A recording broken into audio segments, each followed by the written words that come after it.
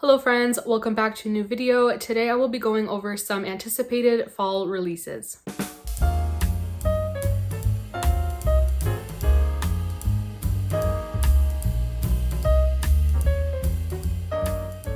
So this is my first time filming any sort of video about books that have yet to come out, and that's because I'm generally not as aware of what's new and what's coming out.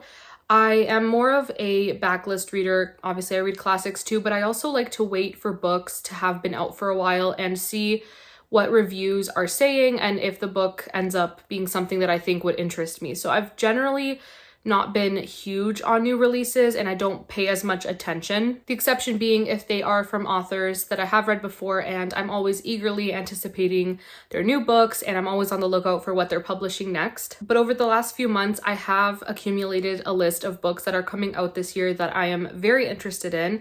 And some of them actually already came out in July and I have some that are coming out in August. And I also wanted to include those in this video. I didn't want to do any kind of anticipated releases video for any of the months this year just because I didn't have enough books to make a list out of. But I find that in the fall months, a lot of the books that I'm interested in just happen to come out. So I do have a list of 8 books that are coming out this fall and I'm very, very eagerly anticipating their release. And then I also want to mention some books that have come out in July and August, and I think one is actually coming out in just a few days. So those are also books that I have been eyeing and have heard amazing things about, and I have read from the authors before for the most part. I will mention the release dates for each of these books as well, and they're what I found on Goodreads, so I could be completely wrong, and if I am, please do correct me in the comments. But let's just go ahead and dive in with the books that are coming out this fall, and then I will just add on a few books at the end of the video that are already released. So I have 8 fall releases to talk about. The majority of them will be released from September to November, and the very last one will actually be coming out in December, and I just wanted to add that as well. All right, so let's just go ahead and dive right in. I got my laptop here so we can go through Goodreads. The first book that I am so excited to read, and I hope that I can read it shortly after its release, is Nothing Else But Miracles by Kate Albus. So I read A Place to Hang the Moon by this author earlier this year and absolutely fell in love. It is now my favorite middle grade book of all time. It'll take a lot to top that book, but this one also sounds amazing. And what I loved about A Place to Hang the Moon is it's about siblings and it has that found family trope, and Nothing Else But Miracles also seems to be about siblings, so I'm very excited. And it says, from the author of A Place to Hang the Moon comes another World War II story about 3 siblings on the Lower East Side of Manhattan. 12-year-old Dory lives with her brothers on New York City's Lower East Side, waiting impatiently through the darkest hours of World War II for her pop to come home from fighting Hitler. Legally speaking, Dory's brother Fish isn't old enough to be in charge of Dory and her younger brother Pike, but the neighborhood knows the score, and like Pop always says, the neighborhood will give you what you need. There's the lady from the bakery who saves them leftover crullers, the kind landlord who checks in on them, and every Thursday night the siblings enjoy a free bowl of seafood stew at Mr. Caputo's restaurant, which is where Dory learns about the hand-pulled elevator that is the only way to get to Caputo's upper floors. The elevator that's so creaky and ancient, nobody's been in it for decades, until now. The siblings' landlord dies unexpectedly, and the new one is anything but kind. When he catches on about Pop being gone, he turns the siblings in, hoping they'll be shipped off to an orphanage. Dory and her brothers need a hideout, and suddenly the elevator in the abandoned hotel it leads to provides just the solution they need. Based on a very real place in old New York and steeped in the history of the last year of World War II, Nothing Else But Miracles shows how, when things get tough, the neighborhood really will give you what you need, and may even offer up a miracle or two in the process. This book sounds absolutely amazing, and I need to read it so bad. So the release date is September 5th. It cannot come fast enough. I can't wait to read it. Next, we have a book that I believe is going to be the last book in a series that I absolutely adore, and that is The Last Devil to Die by Richard Osman, and this will be the 4th and I believe final book in the Thursday Murder Club series. If it isn't to be the final book, please let me know if you happen to know, if any of you know.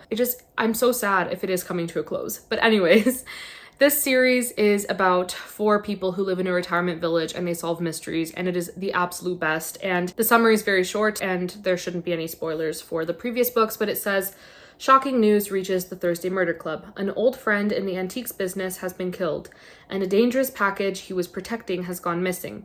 As the gang springs into action, they encounter art forgers, online fraudsters, and drug dealers, as well as heartache close to home. With the body count rising, the package still missing, and trouble firmly on their tail, has their luck finally run out, and who will be the last devil to die? This book, I believe, is going to be coming out September 14th, and I'm very, very excited. Next up is a historical fiction set to come out October 3rd, and I've never read anything by this author, but this one really caught my eye, and it's titled The Woman at the Wheel by Penny Ha, and it's based on a true story about Bertha Benz, who was the wife of the man who built the first prototype car, basically, and it eventually evolved into what is Mercedes-Benz. So it sounds very interesting. It says, unfortunately, only a girl again. From a young age, Bertha Ringer is fascinated by her father's work as a master builder in Germany. But those 5 words, which he wrote next to her name in the family Bible, haunt Bertha. Years later, Bertha meets Carl Benz and falls in love with him and his extraordinary dream of building a horseless carriage. Bertha has such faith in him that she invests her dowry in his plans, a dicey move since they alone believe in the machine. When Carl's partners threaten to withdraw their support, he's ready to cut ties.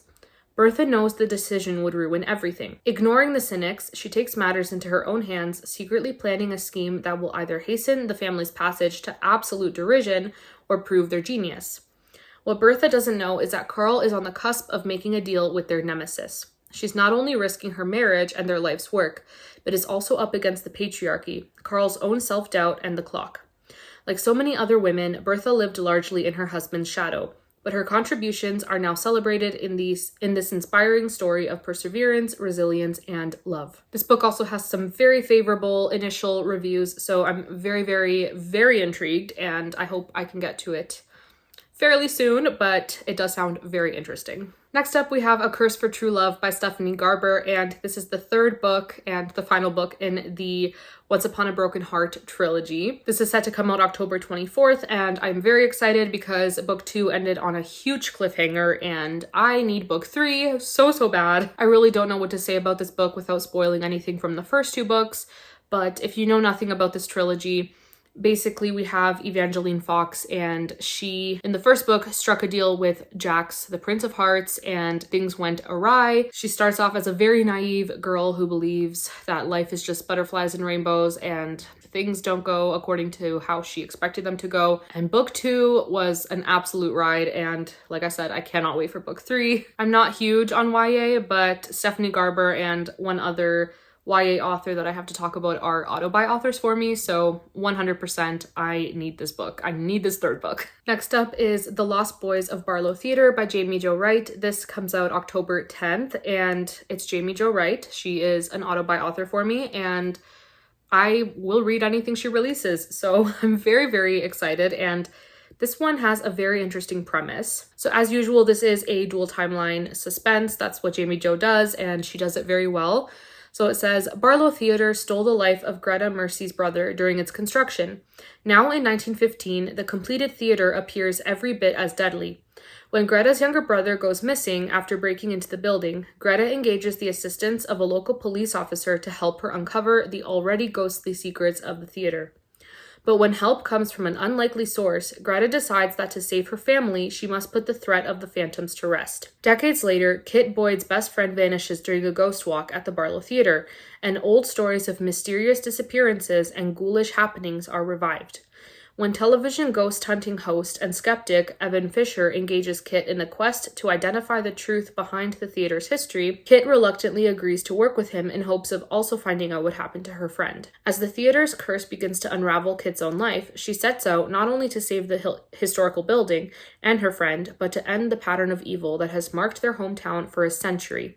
It's Jamie Jo. I want to read everything she releases. I'm very, very much looking forward to this book. Next up, we have a YA historical fantasy. I've said before, YA isn't always a hit for me, but this one does sound very interesting. What really drew me into this one is just a little blurb, and it says, The Mummy meets Death on the Nile in this lush, immersive historical fantasy set in Egypt, filled with adventure, a rivals to lovers romance, and a dangerous race. That really caught my attention, so I ended up reading the summary, and it sounds really interesting. It says, Bolivian Argentinian Inés Oliveira belongs to the glittering upper society of 19th century Buenos Aires, and like the rest of the world, the town is steeped in old world magic that's been largely left behind or forgotten. Inés has everything a girl might want, except for the one thing she yearns the most: her globe-trotting parents, who frequently leave her behind. When she receives word of their tragic deaths, Inés inherits their massive fortune and a mysterious guardian, an archaeologist in partnership with his Egyptian brother-in-law. Yearning for answers, Inés sails to Cairo, bringing her sketch pads and an ancient golden ring her father sent her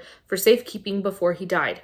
But upon her arrival, the old world magic tethered to the ring pulls her down a path where she soon discovers there's more to her parents' disappearance than what her guardian led her to believe. With her guardian's infuriatingly handsome assistant thwarting her at every turn, Inés must rely on ancient magic to uncover the truth about her parents' disappearance, or risk becoming a pawn in a larger game that will kill her. Just the fact that this is set in Egypt and it's set in the 1800s and there's archaeology, I want to read it so bad. I think this will be such a fun time. And I'm not sure if I mentioned it, but it's coming out October 31st. On November 7th, one of my favorite authors of all time is releasing a new book, and that is The Peasant King by Tessa Afshar.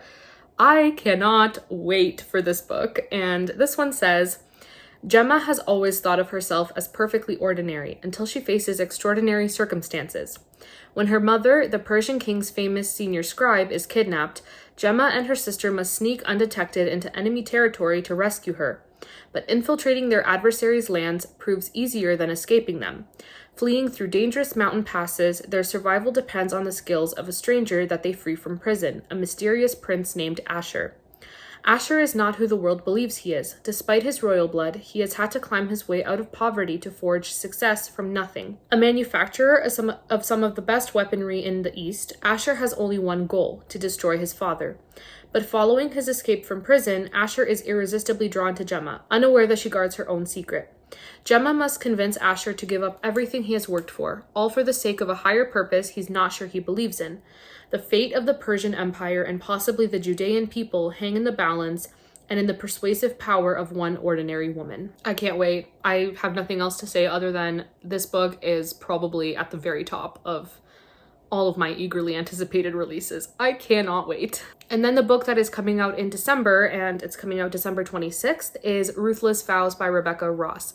This book was initially supposed to come out in April of 2024, and I'm not sure why it's being released a lot earlier, but that's a great thing because the first book in this duology, Divine Rivals, ended on a very big cliffhanger, and I really need the next book.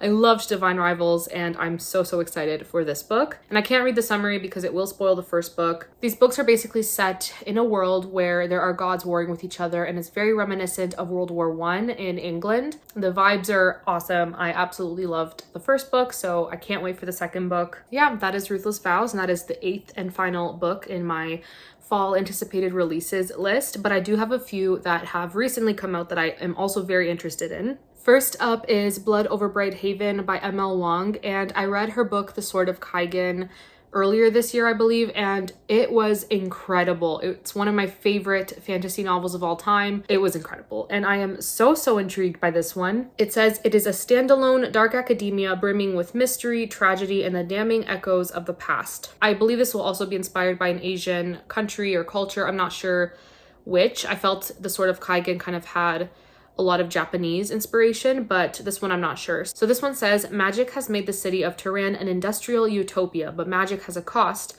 and the collectors have come calling. So I'm not sure if the main character's name is pronounced Siona or Siona. I'm just gonna go with Siona. But it says, an orphan since the age of 4, Siona has always had more to prove than her fellow students. For 20 years, she has devoted every waking moment to the study of magic, fueled by a mad desire to achieve the impossible, to be the first woman ever admitted to the high magistry. When she finally claws her way up the ranks to become a high mage, however, she finds that her challenges have just begun. Her new colleagues will stop at nothing to let her know that she is unwelcome, beginning with giving her a janitor instead of a qualified lab assistant. What neither Siona nor her peers realize is that her taciturn assistant was once more than just a janitor. Before he mopped floors for the mages, Thamil was a nomadic hunter from beyond Tehran's magical barrier. 10 years have passed since he survived the perilous crossing that killed his family, but working for a high mage, he seized the opportunity to finally understand the forces that decimated his tribe, drove him from his homeland, and keep the Tyrannish in power. Through their fractious relationship, mage and outsider uncover an ancient secret that could change the course of magic forever, if it doesn't get them killed first. Siona has defined her life by the pursuit of truth, but how much is one truth worth with the fate of civilization in the balance? I'm so excited to read that one. And then we also have The Bookbinder by Pip Williams. Now, I haven't read anything by this author before, but this book definitely caught my interest. And this one says, "It is 1914 and the war draws the young men of Britain away to fight. Women must keep the nation running. Two of those women are Peggy and Maud, twin sisters who live on a narrow boat in Oxford and work in the bindery at the University Press. Ambitious, intelligent Peggy has been told for most of her life that her job is to bind the books, not read them. But as she folds and gathers pages, her mind wanders to the opposite side of Walton Street, where the female students of Oxford's Somerville College have a whole library at their fingertips. Maud, meanwhile, wants nothing more than what she has, to spend her days folding the pages of books in the company of the other bindery girls. She's extraordinary but vulnerable, and Peggy feels compelled to watch over her. Then, refugees arrive from the war-torn cities of Belgium, sending ripples through the Oxford community and the sisters' lives.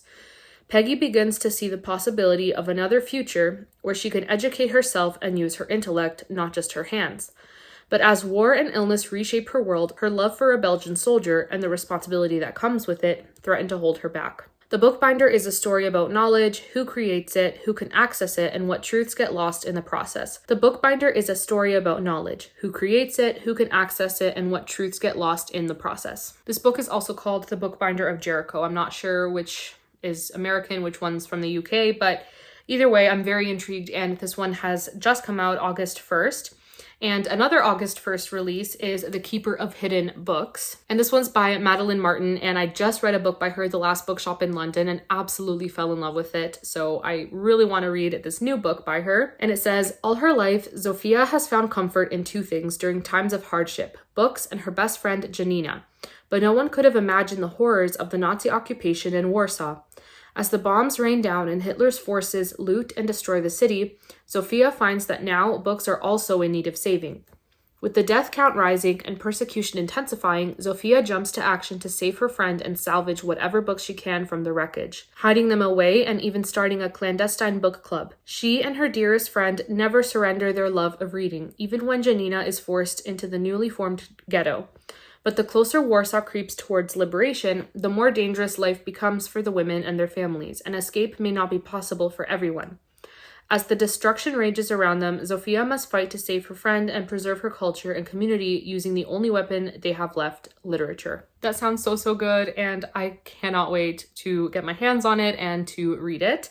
And then I have one last book to mention, and this one's coming out August 29th, so very, very soon, and that is Happiness Falls by Angie Kim. I read her book Miracle Creek, I believe last year, and really enjoyed it. It was a thriller that really worked for me, more of a courtroom thriller, but I really, really liked it. And this one says, "When a father goes missing, his family's desperate search leads them to question everything they know about him and one another. We didn't call the police right away." Those are the first words of this extraordinary novel about a biracial Korean-American family in Virginia whose lives are upended when their beloved father and husband goes missing. Mia, the irreverent, hyper-analytical 20-year-old daughter, has an explanation for everything, which is why she isn't initially concerned when her father and younger brother, Eugene, don't return from a walk in a nearby park. They must have lost their phone or stopped for an errand somewhere. But by the time Mia's brother runs through their front door, bloody and alone, it becomes clear that the father in this tight-knit family is missing, and the only witness is Eugene, who has the rare genetic condition Angelman syndrome and cannot speak. What follows is both a ticking clock investigation into the whereabouts of a father and an emotionally rich portrait of a family whose most personal secrets just may be at the heart of this disappearance. Full of shocking twists and fascinating questions of love, language, race, and human connection, Happiness Falls is a mystery, a family drama, and a novel of profound philosophical inquiry. That sounds very intriguing, and it's definitely a book and a thriller that I am very, very eager to read. at some point. But those are the books that I am very eagerly anticipating to read, and I'm anticipating their release. Some of them have already been released and I cannot wait to read them. Please do let me know in the comments if any of these books sound interesting to you, if they are books that you are also eagerly waiting the release of. And that is it for this video. Thank you all so much for watching, and I will see you all in my next one. Bye!